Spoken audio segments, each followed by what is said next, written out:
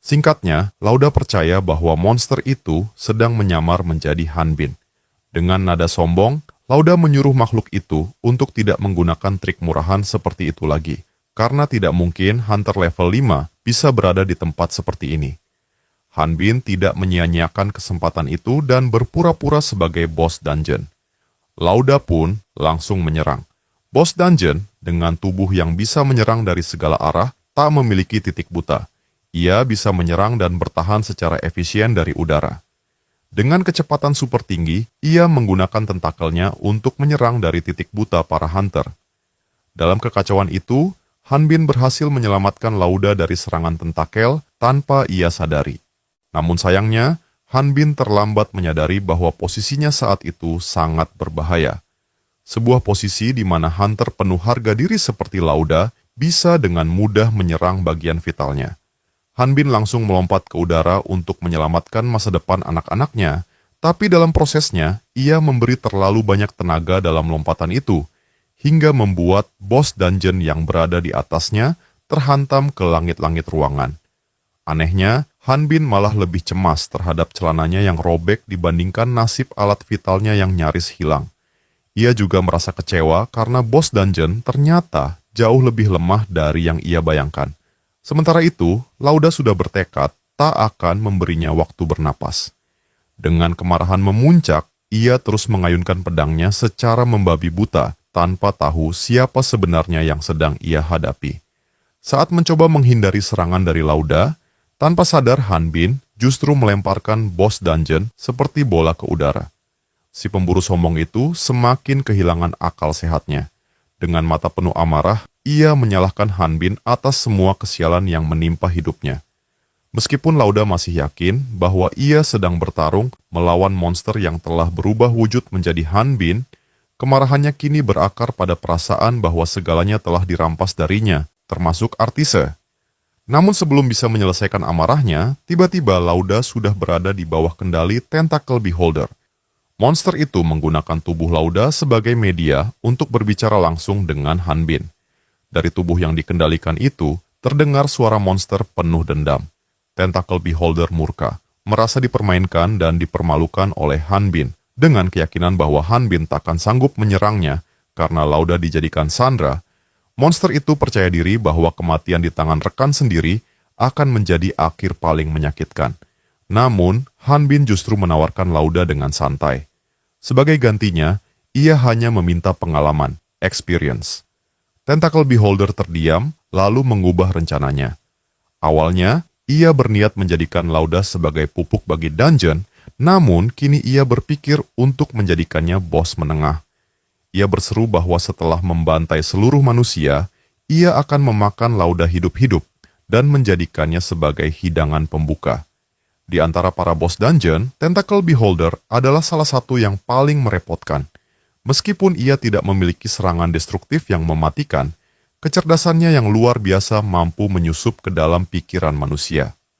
Siapapun yang tertangkap akan dijadikan inang parasit dan memperoleh kekuatan yang tak wajar. Dan kini, ia mulai menyusup ke pikiran Han Bin dengan kalimat menusuk bahwa sehebat apapun Han Bin, ia tetaplah manusia biasa. Dan walaupun berpura-pura tegar, ia takkan pernah mampu menebas rekan seperjuangannya sendiri. Namun sesuatu yang aneh terjadi. Tentacle Beholder mulai kehilangan kendali atas Lauda. Monster itu kebingungan, mempertanyakan apakah proses manipulasi belum sempurna. Ia melihat Han Bin mulai menurunkan pedangnya.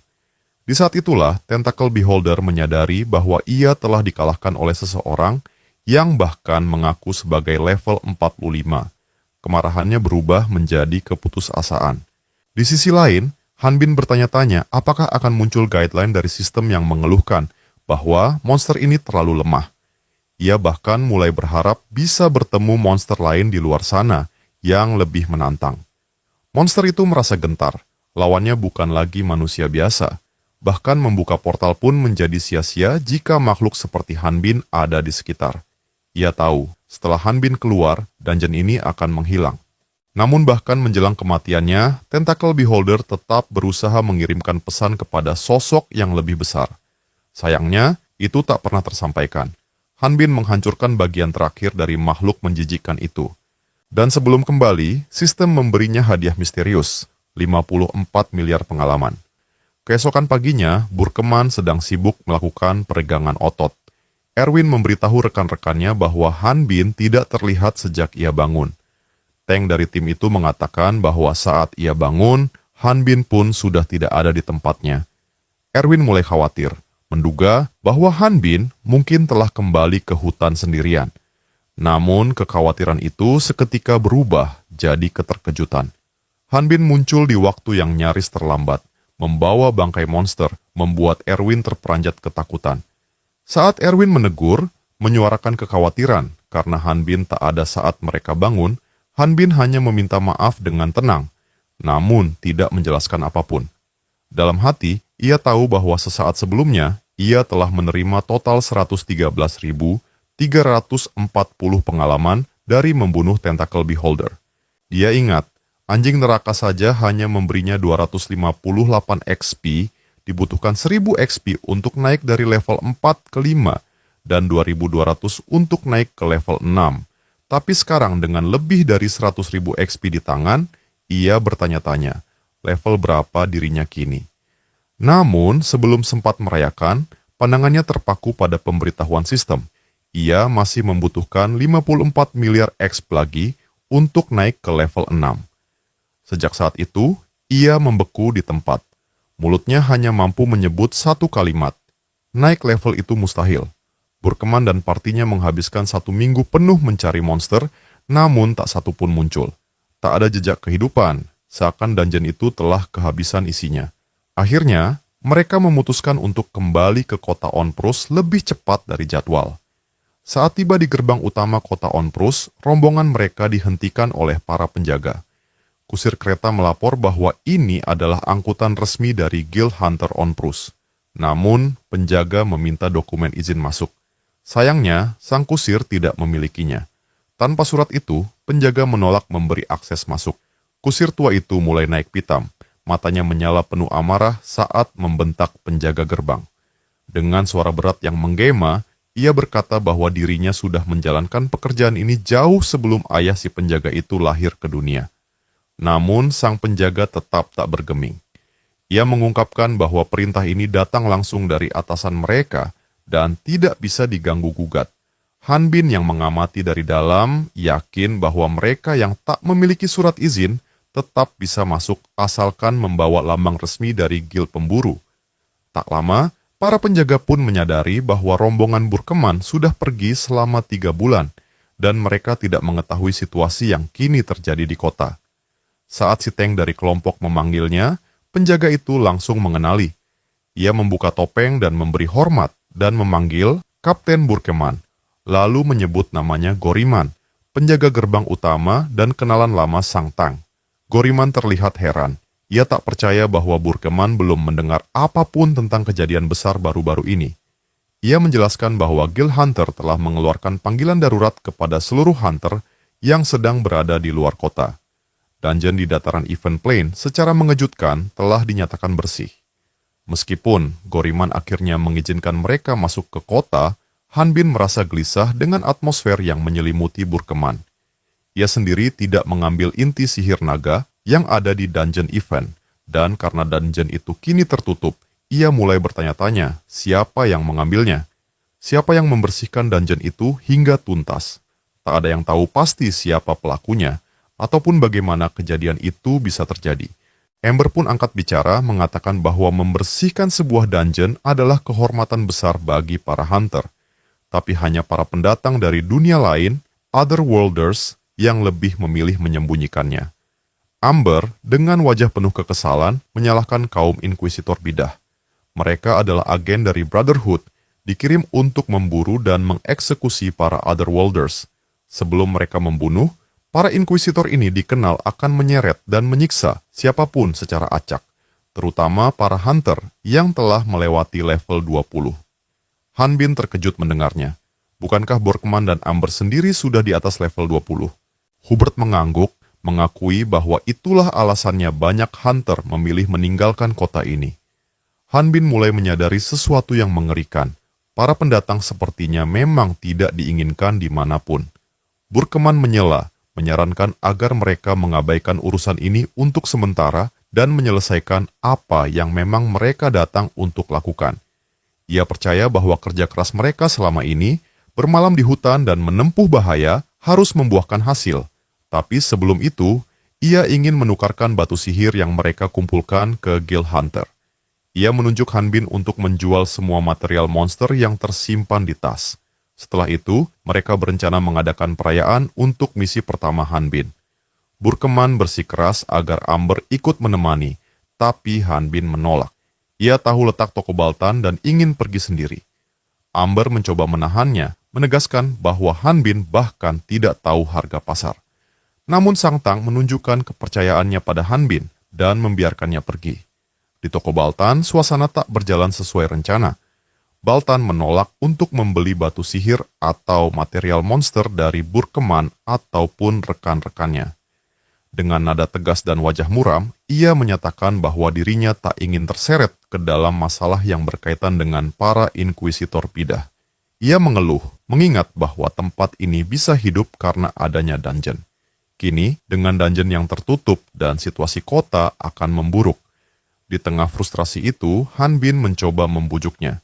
Ia memohon agar Baltan membantu mereka, hanya sekali ini saja. Ia bahkan bersedia menjual batu sihir itu 1/4 dari harga normal. Baltan kesal dengan keras kepala Han Bin, namun tetap menolak. Tidak peduli seberapa murah harga yang ditawarkan, ia takkan mengambil risiko dalam situasi seperti sekarang. Tiba-tiba, suasana menjadi tegang. Seorang pria dari Brotherhood muncul, mengejutkan Baltan. Pria itu berdiri tenang, mengatakan bahwa ia hanya akan menunggu gilirannya. Han Bin, dengan naluri waspada, mencoba melihat level pria itu, namun gagal. Aneh, seolah-olah sistem menolak mengungkapkan informasinya. Pria dari Brotherhood semakin mendekat. Ia menatap Han Bin dan bertanya, apakah ia benar-benar tidak bisa melihat levelnya? Han Bin dengan tenang mengabaikan pertanyaan itu. Namun pria itu belum selesai. Ia menyindir tinggi badan Han Bin, mengatakan bahwa meskipun ia termasuk tinggi di wilayah lain, pria ini jauh melampauinya. Ia lalu bertanya, mengapa Han Bin terkejut saat melihatnya, dan mengapa ia tidak mundur. Ia memperingatkan bahwa meskipun mencoba melarikan diri, Han Bin akan tetap dibuntuti. Tiba-tiba, suasana menjadi semakin mencekam. Sang Inkuisitor bidah menatap tajam dan menuntut jawaban. Dewa mana yang Han Bin sembah? Han Bin menjawab dengan jujur bahwa dirinya seorang ateis. Sang Brotherhood menyempitkan matanya dan melontarkan pertanyaan terakhir. Apakah Han Bin memiliki dongeng masa kecil favorit? Han Bin berbohong, mengatakan bahwa ia adalah yatim piatu dan tak pernah mendengar satu pun dongeng seumur hidupnya. Wajah pria itu tetap dingin. Ia menyimpulkan semua jawaban Han Bin dengan nada mencurigakan, lalu berkata bahwa kisah Han Bin terdengar sangat aneh. Dalam napas terakhir ucapannya, ia menyebut Han Bin sebagai seorang pendatang dari dunia lain, seorang otherworlder. Han Bin merasa kesal, bukan hanya karena situasi yang tidak menyenangkan, tetapi juga karena kepribadian anggota Dark Brotherhood yang begitu menyebalkan. Ia menjelaskan bahwa mereka telah salah orang, namun kata-katanya dianggap bohong. Musuhnya tak percaya dan langsung memeriksa level Han Bin, dan saat itu pula mereka dibuat terkejut. Ternyata Han Bin memang berkata jujur. Fisiknya yang kokoh dan mengintimidasi sama sekali tak mencerminkan level kekuatannya yang begitu rendah. Dengan tekad menyelesaikan urusannya, Han Bin maju menghadapi Baltan, yang justru terkesima karena keberaniannya berhadapan langsung dengan seorang inkuisitor. Sang inkuisitor mengakui bahwa dirinya memang telah salah dan tanpa basa-basi langsung pergi meninggalkan tempat itu. Han Bin akhirnya bisa bernapas lega setelah hampir saja kehilangan kendali karena rasa takut. Awalnya, ia mengira bahwa menjadi seseorang dengan level rendah akan membantunya tetap aman. Namun yang ia rasakan justru jantung yang nyaris meledak. Semakin jelas di matanya bahwa kelompok Dark Brotherhood bukanlah organisasi biasa. Tapi bahkan sampai sekarang, ia belum sempat mengecek level miliknya sendiri. Baltan kemudian merogoh tasnya untuk menemukan barang-barang yang hendak ia beli dari Han Bin. Di antara isinya, ia menemukan sumber sihir gelang api dan menunjukkan ketertarikan terhadapnya. Saat Han Bin menyadari bahwa anggota Dark Brotherhood masih berada di sekitar, ia buru-buru mencoba menyembunyikan artefak itu. Namun sial, benda itu justru jatuh tepat di depan kaki sang inkuisitor. Pria itu memungutnya dan mempertanyakan bagaimana mungkin seorang level 5 bisa memiliki artefak seperti ini. Han Bin yang awalnya mengira semua sudah selesai, kini malah menghadapi masalah yang lebih besar. Ia pura-pura tidak tahu apa-apa dan secara mengejutkan, sang inkuisitor tidak mencurigainya. Sama seperti yang lain, ia pun menganggap bahwa seorang level 5 tidak akan mampu menembus dungeon sendirian. Sang inkuisitor lalu menyerahkan artefak itu kembali kepadanya, tapi sebelum pergi, ia memutuskan untuk menceritakan sebuah kisah. 15 tahun lalu, di sebuah desa kecil, hiduplah sepasang suami istri. Sang suami adalah seorang pemburu veteran. Ia memang bukan pemimpin kelompoknya, namun punya reputasi yang cukup membuat orang lain ingin bergabung dengannya. Suatu hari, kelompok itu menerima sebuah misi. Tapi saat berhadapan dengan monster yang tampaknya lemah, sang pemburu justru menunjukkan ketakutan yang luar biasa. Anggota kelompoknya tak mengerti mengapa pria pemberani itu bisa bertingkah seaneh itu. Ketika mereka memutuskan untuk mengusirnya, sang pemburu akhirnya berteriak bahwa level monster itu di atas 800. Ia lalu mengaku bahwa dirinya adalah seorang otherworlder, seseorang dari dunia lain, dan bisa melihat level semua orang dan monster. Saat para monster menyerang, ia memilih bertarung sendirian demi memberi waktu bagi rekan-rekannya melarikan diri. Setelah kisah itu berakhir, sang inkuisitor bertanya siapa yang menurut Han Bin mati pada akhirnya. Han Bin menebak bahwa sang otherworlder yang identitasnya baru saja terbongkar pasti tewas. Tapi yang terjadi justru sebaliknya. Sang inkuisitor mengungkap bahwa semua orang kecuali sang otherworlder dan pemimpin kelompok mati. Pemimpinnya menjual sang pemburu kepada Dark Brotherhood, dan karena itulah ia dibiarkan hidup. Sang otherworlder yang berhasil selamat kembali ke desanya, namun para penduduk yang mendengar rumor justru membakar rumahnya. Ia pun diusir dari desa dengan tubuh yang hanya dibalut kain-kain hangus. Setelah itu, ia membalas dendam dan membantai semua yang terlibat. Menurut kepercayaan Dark Brotherhood, siapapun yang terlibat dengan kaum otherworlder akan tertimpa malapetaka. Namun, ia bertanya-tanya, apa kesalahan seorang level 5 sederhana hingga harus dilibatkan? Kenapa pula cerita ini harus diungkapkan sekarang? Lalu akhirnya Han Bin menyadari bahwa dalam banyak kasus, para otherworlder sering menggunakan pemburu-pemburu lemah untuk membuang artefak berbahaya agar tak ketahuan. Sang inkuisitor memutuskan untuk memaafkan Han Bin kali ini, tapi dengan satu syarat, ia harus memberitahu dengan siapa ia berkelompok. Tidak tahan lagi dengan tekanan itu, Han Bin mencoba melayangkan tinju dari belakang. Namun tepat sebelum pukulan itu sampai, Artise tiba-tiba melompat dan menghentikan semuanya. Artise langsung memaki Han Bin dengan nada tinggi, menyebutnya tak berguna, bahkan menyamainya dengan otot berjalan yang bodoh. Ia menyalahkan dirinya sendiri karena telah menyerahkan artefak itu pada orang sebodoh Han Bin. Saat Han Bin mencoba membela diri, Artise membentaknya untuk diam. Di hadapan Dark Brotherhood, Artise memperkenalkan diri dengan sikap sopan seperti anak baik. Dengan tegas, ia menyebut namanya, Artise Bannister, dari keluarga Bannister. Sang inkuisitor tampak terkejut begitu mengetahui bahwa masih ada keturunan keluarga pemburu naga Bannister yang hidup. Ia benar-benar mengira garis darah itu telah punah, namun liontin khusus yang dibawa Artise membuktikan sebaliknya. Artise menjelaskan dengan tenang bahwa meski dirinya lemah, ia sedang berusaha sekuat tenaga untuk menghidupkan kembali nama keluarganya. Anggota Dark Brotherhood meminta maaf atas penampilannya yang tertutup topeng karena ia tengah menjalankan tugas, dan itu membuatnya tak bisa melepas penyamarannya. Ia mencoba memahami hubungan antara Han Bin dan keluarga Bannister. Artise pun berbohong, menyatakan bahwa Han Bin adalah porter atau pembawa barang untuk kelompoknya saat menjalankan sebuah misi beberapa hari yang lalu. Ditambah lagi, Han Bin adalah pendatang baru yang belum lama tiba di tempat itu. Jadi wajar bila ia terlihat bingung. Han Bin terkejut mendengar itu, dan mulai curiga kalau Artise memang sedang berbohong hanya demi menyelamatkannya. Sementara itu, sang penyihir terus melanjutkan sandiwara untuk melindungi Han Bin.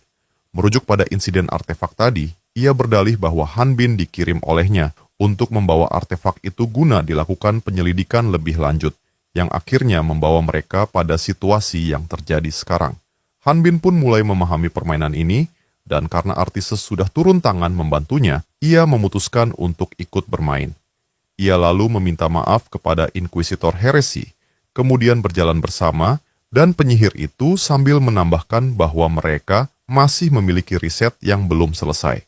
Sebelum pergi, ia memberikan penghormatan pada sang Inquisitor dengan mengucapkan salam khasnya, "Semoga berkah kegelapan menyertaimu." Artise tampak kesal dengan cara Han Bin bertindak sebelumnya. Han Bin juga heran karena Artise belum pernah sekalipun bertanya siapa dirinya sebenarnya.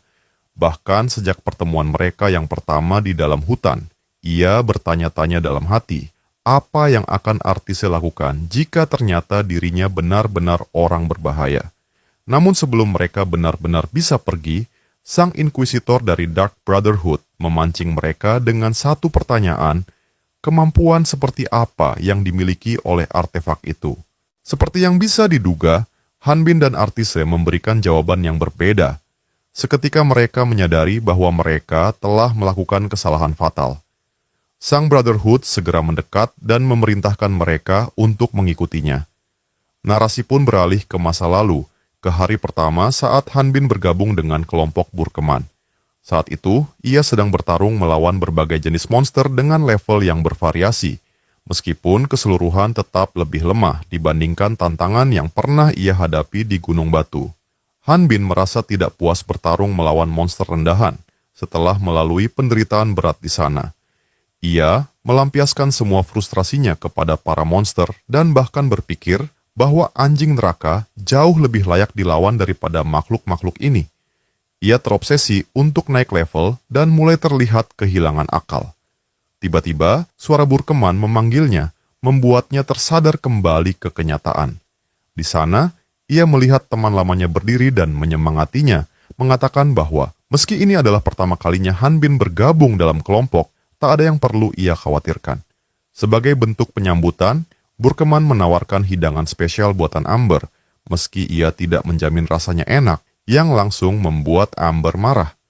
Amber menasihatinya bahwa begitu keluar ke medan tempur, segalanya harus dianggap sebagai perang. Meski Burkeman telah menerima Han Bin, Amber sendiri belum sepenuhnya menerimanya. Ia menegaskan bahwa mereka tidak butuh bocah manja yang akan mengeluh hanya karena rasa makanan. Han Bin sempat curiga kalau makanan itu diracuni oleh anggota party, tapi ia merasa yakin bahwa rasanya tak mungkin lebih buruk daripada daging anjing neraka. Saat merenung, ia sadar sudah puluhan tahun tidak menyentuh makanan selain daging anjing neraka. Kebersamaan dengan kelompok baru ini membuatnya merasa tidak sendirian. Kembali ke masa sekarang, Dark Brotherhood bersiap membawa Han Bin dan Artise bersamanya. Han Bin mengira bahwa sang Inquisitor sedang menggunakan sihir angin. Namun Artise tidak yakin karena pria itu sama sekali tidak mengeluarkan mana. Ia justru menduga bahwa itu adalah angin penyembuhan, sebuah kemampuan langka yang hanya bisa digunakan oleh spiritualis tingkat tinggi, menandakan bahwa lawan mereka bukan sembarangan, melainkan seorang pendeta yang sangat kuat. Han Bin merasa bahwa bertarung dengan seorang pendeta dalam kondisi seperti ini bukanlah pilihan bijak. Ia mungkin bisa menang jika bertarung serius, namun itu berarti identitasnya akan terbongkar. Meski anggota tubuh mereka bisa terpotong dalam pertarungan, selama mereka tetap berada dalam penghalang angin penyembuhan, mereka tidak akan mati. Ia lebih memilih untuk mengikuti pria itu dengan tenang. Han Bin pun menyimpulkan bahwa mereka tidak punya pilihan selain menyerah.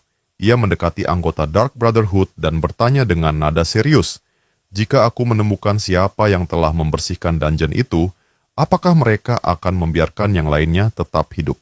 Dark Brotherhood menerima syarat yang diajukan karena mereka adalah orang-orang sibuk, lalu perlahan menarik kembali angin penyembuhannya. Han Bin menatap lurus ke depan dan akhirnya mengaku bahwa dirinya lah yang telah membersihkan dungeon itu. Namun sebelum suasana memanas, Lauda tiba-tiba muncul, memotong ketegangan. Ia kembali bersama dua pemburu yang sebelumnya berhasil ia selamatkan. Pemburu itu tampak memuji Lauda atas keberaniannya menyelesaikan dungeon seorang diri, tanpa sadar bahwa sebenarnya Han Bin lah yang telah melakukannya. Bahkan Lauda sendiri terlihat percaya diri bahwa dialah yang mengalahkan bos dungeon dan berhasil membersihkan tempat itu dengan merebut sumber dungeon. Namun setelah dungeon itu lenyap, ia hampir mati kelaparan di padang kosong. Beruntung, sekelompok pemburu yang selamat dari dungeon tersebut menemukannya dalam perjalanan pulang menuju Onprus. Kini mereka saling berterima kasih satu sama lain, saling berbagi rasa syukur. Ketika si pemburu yang sombong itu tengah melamun dengan senyum puas, pasukan Inkusitor Heresi tiba-tiba menangkapnya dan segera memutuskan untuk mengurungnya. Han Bin dan Artise terpaku, tak menyangka bahwa ternyata Lauda yang dikira pecundang itu kini malah dianggap pahlawan. Han Bin sempat mengira pria itu akan menjadi monster sepenuhnya. Salah satu Inkusitor Heresi menghampiri mereka dan meminta maaf atas perlakuan Dark Brotherhood. Ketika Artise bertanya tentang nasib Lauda, Inkusitor itu tidak menyebutkan lokasi penahanan, namun menegaskan bahwa temannya akan dipenjara dan diperiksa dengan teliti.